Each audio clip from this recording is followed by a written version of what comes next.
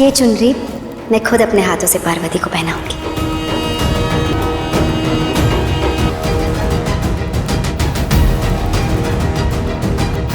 आप लोग सोच रहे होंगे ना कि आखिर मुझे हुआ क्या है। अभी थोड़ी देर पहले मैंने खुद पार्वती की चुनरी और काला धागा ऐसे आग में गिरा दिया था और अब खुद चुनरी पहना रही हूँ। तो मैं बताती हूँ कि एक्चुअली हुआ क्या था। वो कहते हैं ना, जब आप दिल से जुड़े होते हो किसी के साथ तो आप कई बार ऐसी चीज़ें कर जाते हो जो आपको नहीं करनी चाहिए। मेरे साथ भी कुछ वैसा ही हो गया था। संजू और मैं काफ़ी टाइम से एक साथ थे। हमारी शादी होने वाली थी। इनफैक्ट एक बार पहले हमारी शादी हो भी चुकी है। परी के बाद संजू ने मुझसे ही शादी की थी, इसलिए वो सारे थॉट्स ना मुझे डिस्टर्ब कर रहे थे और डिस्टर्बेंस में मैं आज की करंट सिचुएशन भूल ही गई। मुझे लगा कि ये पुराने वाला संजू है जो मुझसे प्यार करता था, जिसकी बीवी मैं थी। तो फिर ये लड़की कौन है जो संजू के साथ बैठी हुई है ऐसे पूजा में?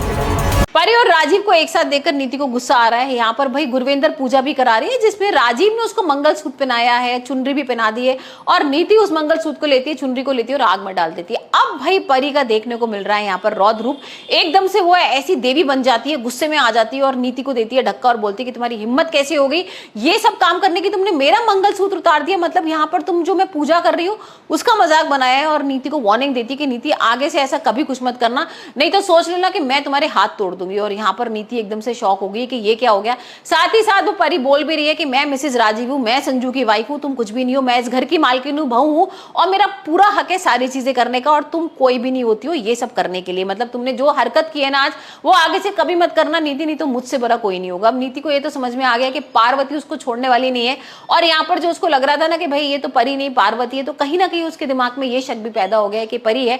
वहीं हम देख रहे हैं कि अंबिका भी थोड़ा डर गई है, परी को वही समझा रही है कि आज तो तुम्हारे मंगलसूत्र पे हाथ पड़ा है, कल गले पे भी पड़ सकता है, तुम्हारी जान को खतरा भी हो सकता है, तो तुम भाई नीति से बच के रहना। और यहाँ पर परी भी अपने दिमाग में अलग प्लानिंग बना ली और यहाँ पर नीति देख रहे हैं भाई अब क्या प्लान करने वाली है। वैसे तो यहाँ पर बेबी ने ना ग्रिल वगैरह काट के रख दी थी और गुरविंदर और पार्वती के लिए प्लान कर लिया था कि इनको धक्का देंगे, जान से मार देंगे। और आज इसी वजह से भाई पूजा वगैरह भी रखी गई थी, जागरण रखा गया था, वो भी छत के ऊपर। तो ये प्लान तो अभी उनका पूरा नहीं हो रहा है, लेकिन हाल फिलहाल हम देख रहे हैं जो नीति है वो मंगलसूत्र लेके अंबिका के घर पहुंच गई और अब देखते हैं क्या बड़ा नाटक होता है।